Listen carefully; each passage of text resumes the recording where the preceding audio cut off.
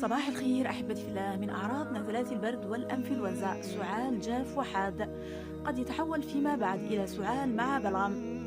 لهذا أنتم بحاجة إلى علاج يساعدكم في التخلص من المخاط وتوسيع القصبات وتهدئة السعال.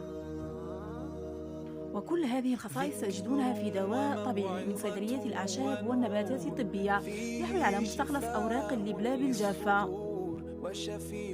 أوراق اللبلاب هو أحد نباتات التسلق النادرة دائمة الخضرة، متواجدة بكثرة في الأرياف وذو فعالية استثنائية، ويستعمل لأغراض علاجية منذ العصور القديمة.